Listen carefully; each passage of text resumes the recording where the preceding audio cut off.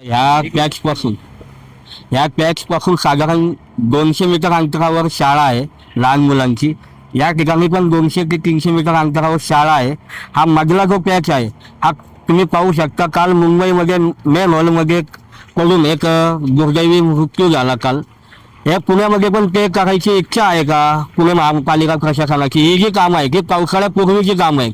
वारंवार आम्ही पुणे महापालिकेत प्रश्न उपस्थित करतो, आम्ही निवेदनं देतो, पण त्याचं फळ म्हणून जर पुणेकरांचा जीव जर हे महापालिका प्रशासन देणार असेल तर याचा मी पहिले निषेध व्यक्त करतो आणि 2 दिवसाचा अल्टिमेटम देतोय. हा पॅच जर नीट पूर्ववत झाला नाही तर आम्ही या ठिकाणी समस्त स्थानिकांच्या वतीने आणि आम्ही सर्वपक्षीय असतील आम्ही एक मोठं आंदोलन या ठिकाणी स्थानिक नगरसेवकांच्या पण विरोधात करू, महापालिका प्रशासनाच्या विरोधात करू. आणि लक्षवेधी करण्यासाठी मी आता या पाण्यामध्ये होडी सोडून मी स्वतः बसणार आहे. कारण का यांना पण कळायला पाहिजे की सामान्य माणसाच्या जीवाची किंमत काय आज. तुम्ही याबद्दल आता जर आवाज उठवला नाही का स्थानिक नगरसेवकांनी किंवा प्रशासकीय राज होतं त्यावेळेस पण काय हे केलं नाही? एक तर पहिली गोष्ट जे आत्ताचे महापालिका आयुक्त आहेत ते आपले 2020-21 साली कलेक्टर होते. त्यांना पुण्याची संपूर्ण माहिती आहे. ते एकदम फेल आयुक्त झालेले आहेत. त्यांनी त्यांचं निलंबन झालं पाहिजे. त्यांना सगळं माहिती आहे की पुणे शहराची काय आढावा परिस्थिती आहे, पुणे जे तुमचं आहे का तुमचं आहे ह्याच्या यांना संपूर्ण ज्ञान आहे. पण ते जाणून बुजून प्रश्न टाळतात. आज याला फक्त कारणीभूत प्रशासकीय राज पण आहे. आता महापालिका इलेक्शन 7च्या झाल्यामुळे मी महापौरांना काही ब्लेम करू शकत नाही, पण याला संपूर्ण प्रशासकीय राज असेल, यंत्रणा असेल, हे संपूर्ण ही निकृष्ट दर्जाची झालेली आहे आणि त्यांनी आता लवकरात लवकर राजीनामा द्यावा हीच मागणी मी करतो. आणि 2 दिवसात जर हे झालं नाही परत तर मग आम्ही स्थानिकांच्या वतीने या ठिकाणी मोठं आंदोलन या ठिकाणी करू. किती वर्षापासून इथे राहत आहे? 5 वर्ष झाली. आमचा ज्येष्ठ नागरिक संघाचा कट्टा इथे. आमच्या सारख्या वयोवृद्ध लोकांना वाहनं वेगाने जातात, धक्का लागण्याची शक्यता आहे, अपघात होण्याची शक्यता आहे, लहान मुलं जातात, शाळेत जातात. तर हे रिपेअर व्हावं असं खूप जण चाललंय, पण ते काय कार्य होत नाही. तुम्ही ज्येष्ठ नागरिकांनी याबद्दल काय विचार नगरसेवकांना? आता काय झालंय, आम्ही ज्येष्ठ नागरिकांचा एक शिष्टमंडळ घेऊन गेलो होतो त्यांना भेटायला, पण ते जागेवर काही ऑफिसला कधी भेटत नाही.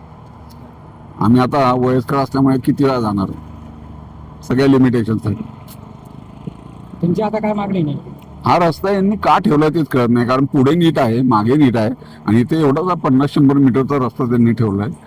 तो त्यांनी रिपेअर करावा. आणि इथे आमच्या कट्टा पलीकडेच आहे, तुम्ही बघू शकता, तिथे आम्ही सगळे लोक बसलेलो असतो. काय होत नाही. त्याच्या भागामध्ये अशी एवढी मोठी समस्या आहे दरवर्षीच, आणि एवढाच पॅच नेमका महापालिकेकडून ठेवला जातो, नेमकं काय कारण आहे? आता गेल्या 4-5 वर्षापासून हा प्रॉब्लेम आहे आपल्या निवडीपी रोडवर कर्वेनगर येथील भागात. तर हा इथले स्थानिक नगरसेवक जे आहेत त्यांनी वेळोवेळी हा प्रश्न उचललेला आहे आणि त्यांच्याकडे आम्ही पण घेऊन गेलेलो आहे प्रश्न.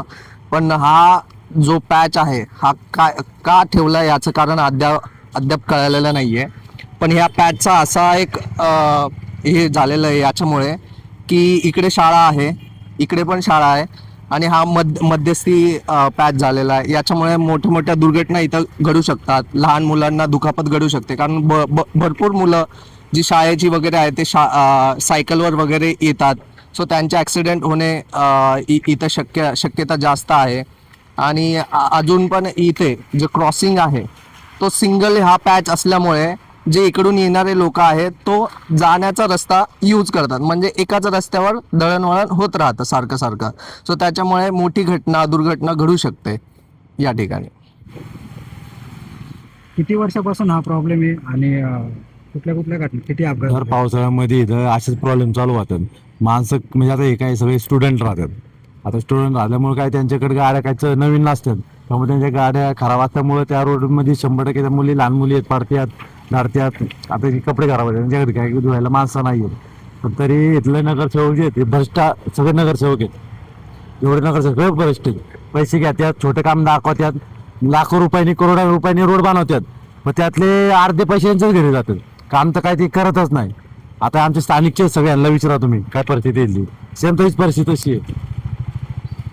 आता तुम्ही स्थानिक आहात इकडे, आणि हा किती वर्षापासून प्रॉब्लेम आहे आणि नेमकं काय सांगावं? साधारणतः आता 100 फुटी दोन्ही रोड एकत्र आलेले आहेत आणि स्थानिक लोकांना खूप हा त्रास होतो. आताच दादांनी पण सांगितलं की पाण्याचा प्रॉब्लेम स्टुडंट असेल यांना त्रास होतो. तसेच आता काही दिवसापूर्वी 2 दिवसापूर्वीच मुंबई महानगरपालिकेत पण असंच एक प्रकार घडलेला आहे. माणूस डेड झालेली. तसंच काही प्रकार ऍक्सिडेंट होऊ शकतात. लहान मुलं असतात, महिला असतात, शाळेत मुलांना सोडावं जातात किंवा जॉबला असतात. बरेचसे पाणी काय अपघात घडतात, काही पाठीचे मणक्याचे त्रास होऊ शकतात, असे बरेचसे काही त्रास होऊ शकतात. मग त्याच्यानुसार काय केलं पाहिजे, महानगरपालिकेने काही दक्षता घेतली पाहिजे ह्या संदर्भात. आणि सातत्याने आम्ही बोलत असताना पण ते काही होत नाहीये. आमचे सायबर कॅफेवाले आहेत त्यांनी पण बऱ्याच वेळा सांगितलेलं आहे, आमच्या स्थानिक लोकांनी पण बऱ्याच वेळा सांगितलेलं आहे. तर तरी काही अजून काही झाले नाही. नाहीतर आम्हाला मोठ्या प्रकारात काहीतरी आपल्याला आंदोलन उभं करायला लावायला लागणार आहे. धन्यवाद. हा एवढाच पॅच महापालिकेने का ठेवलाय करायचं, नेमकं काय कारण आहे? आता कारण आतापर्यंत समजलंच नाही. आम्ही खूप रिक्वेस्ट केलं महानगरपालिकेला की एवढा पॅच आम्हाला दुरुस्त करून द्या, पण आतापर्यंत त्याचं अजून कसलंच काही काम केलेलं नाही महानगरपालिकेने. आम्ही खूप अर्ज केले, रिक्वेस्ट केल्या, खूप इथं ऍक्सिडेंट झालेले आहेत आमच्या नजरेसमोर. आम्ही खूप लोकांची मदत पण केली की होईल तेवढे आमचे प्रयत्न, पण आता आम्ही कवर करावं नाही का ह्या गोष्टी. महानगरपालिकेने काहीतरी ऍक्शन घ्यायला पाहिजे, याच्यावर आमचं एवढंच म्हणणं आहे. आता इथे कचरा डेपो पण शेजारी आहे, त्या कचऱ्याच्या गाड्यांचा पण त्रास असतो. आणि इथं पावसाळ्यामध्ये तर मेजर आता खड्डेच बघा किती पडतो, याच्याबद्दल काय सांगायचं? नाही, आता याच्याबद्दल सांगायचं गेलं तर हे खड्ड्याची दुरुस्ती आम्ही आमच्या लेवल पण करून बघितली नाही का, थोडीफार होईल तेवढं, पण ते आमच्याकडून पण आता पॉसिबल होत नाही त्या गोष्टी करणं नाही का. कचऱ्याचा पण त्रास आहेच, स्मेलिंग येणं वगैरे या सगळ्या गोष्टी आहेत.